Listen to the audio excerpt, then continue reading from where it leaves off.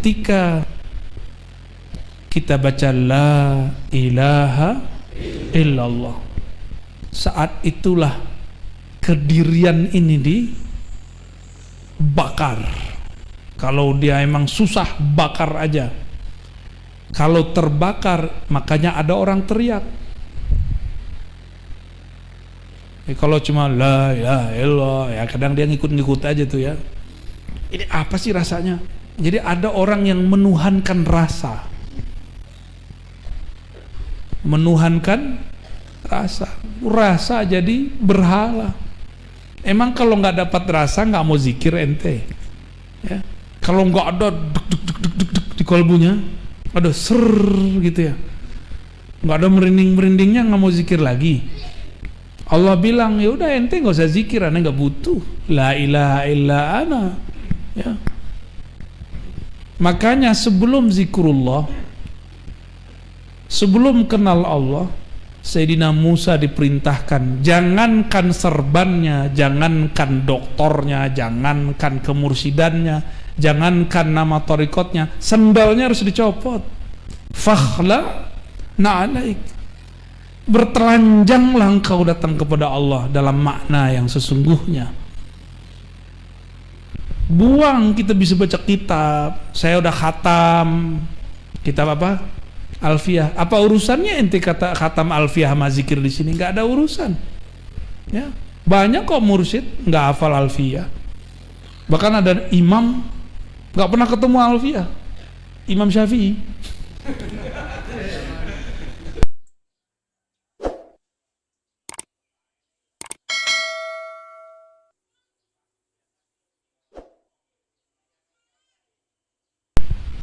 Guru kita ngasih alat, ngasih tujuan. Alat ini kalau sudah sampai kita di tujuan, kita nggak perlu baga-bagain alat. Bisa nggak antum jelasin la ilaha illallah dengan Alfiyah? Kalau bisa, itu baru teori, baru sisi lughah la ilaha ya. Kita kan punya kaidah malam yadzuq lam ya'rif. Yang tidak pernah merasakan la ilaha illallah itu, maka dia tidaklah disebut orang yang arif. Maka arif ini ada 4 tingkatannya. Ada arif dengan asma Allah. Inilah kebanyakan salik murid, bahkan mursyid baru di sini kebanyakan. Maka mereka menyembah nama, menyembah angka, menyembah ritual, menyembah khalwatnya. Maka nanti cek aja kalau ketemu beneran tuh cerita ajengan lagi tuh, aneh didongengin. Anehnya aneh percaya aja. Apa kata dia? Saya ketemu mursyid di sono, nggak usah sebut namanya ya. Si mursyid nanya-nanya, masya Allah ya, torikotnya antum apa gitu ya. Ngeri sekali. Dia nggak tahu yang ditanya macannya. Untung macannya sudah bertorikoh. Kalau enggak, langsung nyakar itu. Ketika dijawab, masya Allah, torikot saya Qadiriyah, Naqsyabandiyah, Abah Anom, Suryalaya. Kalau di tempat di luar sana, kalau orang sebut TKN Abah Anom, orang ngomongnya apa? Ah, torikot ente nggak ada suluknya. Kena dia ya, kena prank. Ternyata mursyid bisa kena prank. Akhirnya bukan jadi mur lagi, jadi bul jadinya. Ini akibat kena bul itu.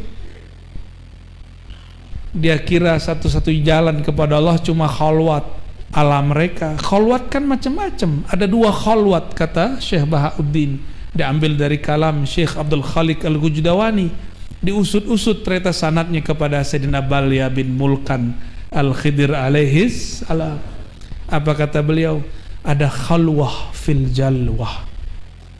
Ada khalwah fil, apa artinya? Berkhalwat hatimu ketika tubuhmu dalam keramaian.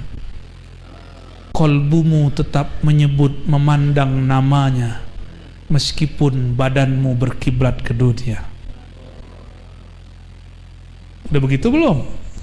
Aneh aja belum. Jangan ketipu ya.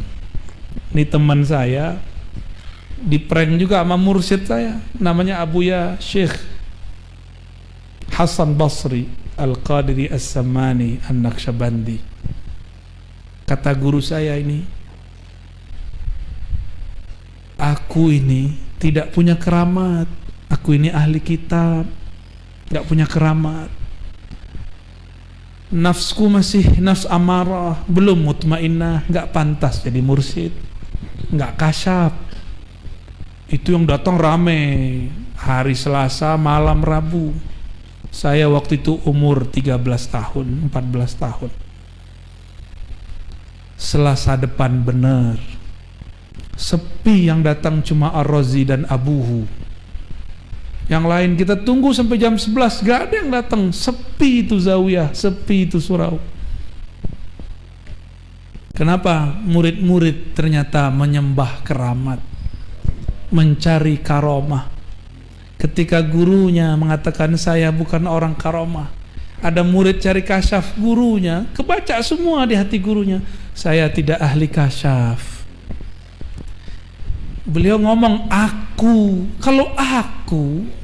kalau Ar-Razi, kalau Abah Zezen, Abah Anom, Abuya Hasan Basri itu tidak kasyaf, tapi dikasyafkan oleh siapa? Allah. Nggak ada kita punya kasyaf. Maka kalau ada mursyid mengatakan saya sohibul kasyaf, itu kasyful izar. Itu baru sohib. Tahu izar nggak ente? Mancung mah santri. Mana nih yang nggak santri nih? Karena kita nih mantan pemabuk nih ya. Mabuk sama Allah. Ya. Izar artinya apa? Sarung. Nanti pakai celana sih bid'ah. Ya. Kalau kasyful izar mah kita tiap hari ya. Bener kita nih ashabul mukasyafat. Saya baru dapat setelah setahun. Si murid ini nggak pernah datang lagi. Wafatlah seorang mursyid kami, memang banyak kasyafnya, tersebar kasyafnya sampai ke penjuru negeri. Ketika kami melayat menghantarnya ke pandam kuburan, ke pemakaman, kata beliau, ini orang yang hadir saat itu, saya udah nggak mau lagi datang sama Abuya Hasan Basri. Loh kenapa abang? Nggak kasyaf, dia terhijab sama kitab kuning. Ya salah. Mursyid dinilai oleh murid. Kira-kira gimana tuh tinggian murid ya? Hati-hati ente ya. Ngomong wakil talqin yang ono lebih tinggi dari yang ini. Ente aja jadi wakil talqinnya ya. Mursyid yang ono lebih tinggi dari mursyid yang ini, berarti kita minimal setara sama dia ya. Emang udah setara belum? Ini beberapa kan ada yang ngomong begitu, kan ada laporan ya. Laporannya lewat malaikat ya. Malaikatnya bukan raqib atid, ada malaikat yang lain, nggak boleh disebut namanya ya. Ada murid ngomong begitu, kalau zikir di Sukabumi enak, kalau di Sukaono nggak enak. Ngapain? Bumi ini subur. Kata Sayyidina Khalil Ibrahim, wahai Muhammad, surga itu subur tanahnya, tapi belum ada tumbuhannya. Maka tumbuhkanlah dengan subhanallah, alhamdulillah, la ilaha illallah, Allahu akbar. Kenapa di Sukabumi? Kampung apa nih namanya? Ajengan Nagrok. Kayak nama alam mana gitu ya. Kampung Nagrok. Ini kalau pakai bahasa Arab An-Nakronggi gitu ya. Tenggelam. Gorkun. Ketika suatu tanah subur, Kalau nggak ditumbuhkan pohon, dia tidak ada yang tumbuh, nggak ada kesejukan di situ. Kenapa zikir di tempat ini sejuk? Karena ada yang rajin menanam. Ada yang dititipkan lahan, dia tanam terus, ditanam terus.